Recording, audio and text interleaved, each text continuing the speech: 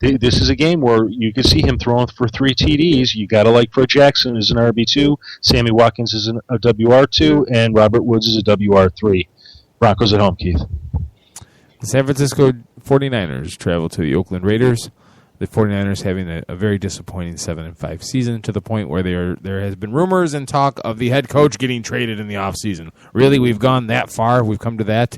It's come to this. The Raiders went to St. Louis and got thrashed 52-0 last week.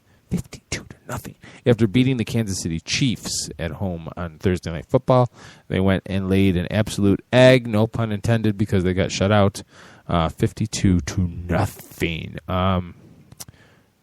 If the 49ers lose this game, I think Jim Harbaugh gets fired. It's just that simple. Look, we've talked about it before. I don't want to say it again, repeat myself. The Raiders are hopefully looking forward. Derek Carr seems to be the guy going forward. This is just not going to happen this year. And the 49ers, while they are a far from perfect football team, they are good enough to beat the Raiders in Oakland. Yeah, there's no way the San Francisco 49ers lose this game. I mean, you just look at their numbers. They've given up just 25 TDs on the season. They're number 8 in points allowed, which means they're pretty darn good. I just cannot envision a Raiders team right now that could beat the 49ers, especially when they're allowing just 98 yards rushing per game and just 208 yards passing per game. For the Raiders, if he's healthy, Latavius Murray is a low RB2 and a flex play. Otherwise, there's nobody on the Raiders to even consider in fantasy football this week. For the 49ers defense, an absolute must start this week. They're a top 5 play. You could even look at Vernon Davis and give him a go. I like him better than the wide receivers, if only because of the amount of fantasy points that the Raiders are giving up to the tight end position. But obviously, he hasn't been the best this season, so you're going to consider him with your other options and proceed accordingly. Frank Gore needs to be started because the Raiders are giving up 130 yards rushing per game, as well as 13 rushing TDs to date. In fact, if this game turns into a blowout, I think Carlos Hyde will get some action in garbage time. So if you're desperately looking around for a player to plug in and there's nobody out there but Carlos Hyde, guess what? Go pick up Carlos Hyde, plug him in, and give him a go. The factors are right. The environment is right. The characteristics of the game are right. So Carlos Hyde could do something for you. In the Battle of the Bay, 49ers win. The Seattle Seahawks travel to the Philadelphia Eagles. The Seahawks, 8-4, the defending world champions still, until somebody knocks them off officially. But they have looked far from invincible. The Philadelphia Eagles, 9-3, 6-0 at home. Seahawks traveling west to east. I'm picking the Seahawks, and I'll tell you why. The Seahawks have the ability to play defense. We all know that. If you're going to beat the Eagles, even though it's Mark Sanchez, even though there's some plays that they don't run anymore with Sanchez under center, they like to play an up-tempo offense. They like to get on the field. They like to score. They like to score quick and then get off the field.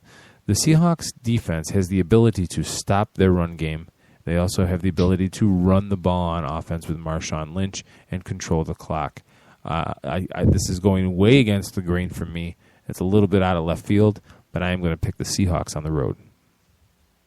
You know what, Keith? This is one that I'm changing my mind on, and I'm going with the Seahawks, too. There's only one real number that favors the Eagles in this game, and that's their total scoring, where they're number 4 in the league at 31.2.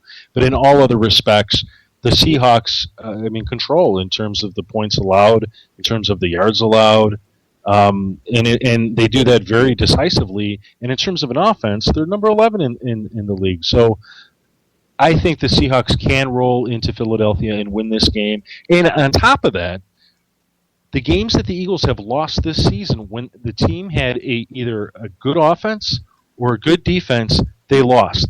They lost to the 49ers 26-21. They lost to the Cardinals 24-20, and they lost to the Green Bay Packers 53-20. So with all these things, the Seahawks should win this one on the road.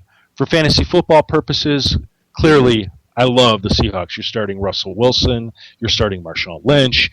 Doug Baldwin should be in as a wide receiver 3. I even think you can start the Seattle Seahawks defense against this number 1 offense based on the defenses, the viable defenses you have to choose from. If you have the Seahawks, you probably don't have us. If you have the Lions, then I would play the Lions. But if you don't, the Seahawks should be just fine. The Eagles, LaShawn McCoy, he's a shaky start. I think you start him as an RB2. But so is everybody else on the Eagles. Mark Sanchez, Jeremy Maclin, Jordan Matthews, Zach Ertz, the Eagles DST, Darren Sproles. They're all shaky starts. They're all startable, but consider who else you have on your roster. As you consider playing any one of them, you may have to bench one of them just to get to next week. And, if they end up winning, great. But right now, nothing points to that. Seahawks win. The New England Patriots travel to the San Diego Chargers. The Patriots bruised after that loss at Green Bay in what was the game of the week last week. The Patriots uncharacteristically looked a little slow to get on track offensively. I don't know how much of that was due to Green Bay's defense, but they struggled early before finding their stride. The Chargers with a great come from behind closing moment victory against the Ravens last week, 34-33. The big question is, how much do you believe in Phillip Rivers? Phillip Rivers, I think, at the end of the day, will be one of the more unappreciated quarterbacks in NFL history once he retires. And he may never win a championship in San Diego. He may never even be in position to win a championship. But I think the way that he has played the position through his career, he flies under the radar for whatever reason, and that's a shame.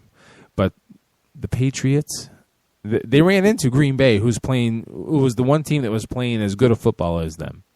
And they still, even with struggling so early, only lost by 5 to Green Bay. I don't see them having a problem with San Diego. The time travel going east to west favors them. It's not a hindrance or a handicap. I'm picking the Patriots on the road. Keith, this is a tough game to call, and part of the reason is the defenses here. Both defenses have been, generally speaking, fairly stout against their opponents, allowing 21 and 20 points respectively, but it's their offenses that seem to tip the scales in favor of the Patriots, whether you want to consider the fact that they're the number 3 scoring offense at 31.5 points allowed or scored per game, or just look at the depth and breadth of their offensive playmakers, whether it be Robert Gronkowski, Brandon LaFell, and the such. Look, Tom Brady right now is running the second hottest offense in the league behind Aaron Rodgers.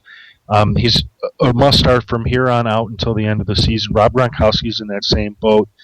Brandon LaFell has gone from someone who was pretty much from obscurity, is a once-in-a-while producer for the Carolina Panthers, to almost an every-week option for Tom Brady. And certainly in fantasy football, he's a must-start as a wide receiver, too. The same can be said about Julian Edelman as a wide receiver 3. And while the Patriots' running game, from fantasy, it's really tough to predict because we just don't know which way Josh McDaniels is going to go. I mean, you can look at Shane Vereen as a decent flex play. I don't think any of that will change, and even their defense is a borderline play if you really need the help. From the Chargers' perspective, Phillip Rivers is in this game not because he carries that team. As he goes, the team will go. And from a fantasy perspective, he's a great quarterback for that very reason.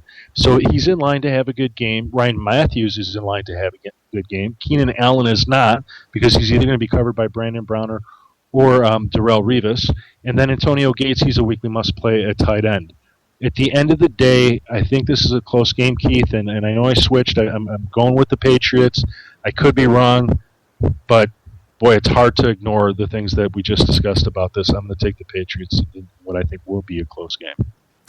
And the last game of the week, the Monday night game, the Atlanta Falcons travel to the Green Bay Packers. The Falcons looked good for about a half, for the first half, the only half that really mattered. They got out to a nice lead, and then they held off. I'm blanking out. Who the hell did they beat last week?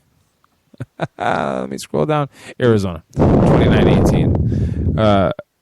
They don't stand a chance. I'm sorry. There's just no way to put it kindly. They're giving up 24 points a game.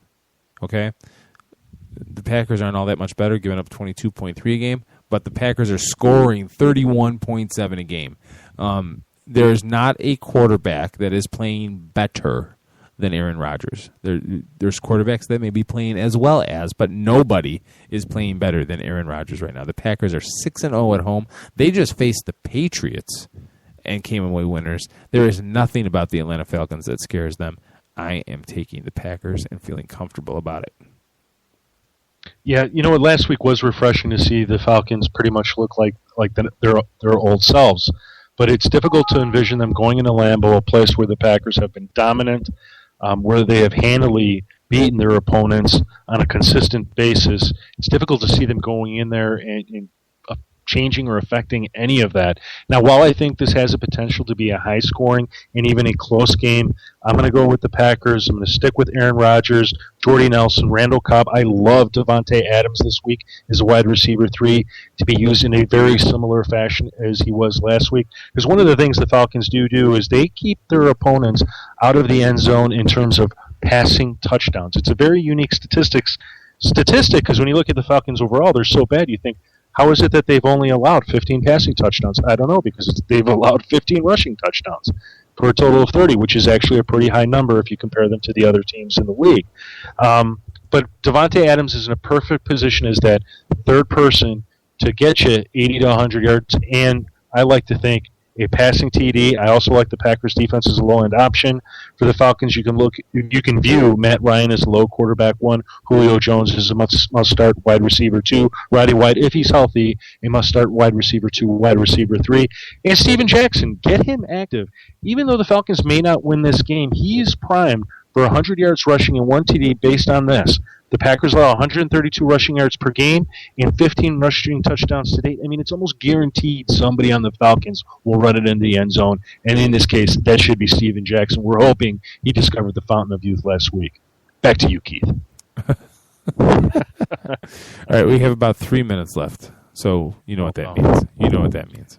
We get to talk about your fantasy team. We get to talk about my fantasy team and my ever crucial, because I was the lowest of the division winners, so I don't have a first-round bye in my league, the 3-6 matchup, which if I lose, I will get laughed at hardcore. All right, quarterback, Eli or Cutler?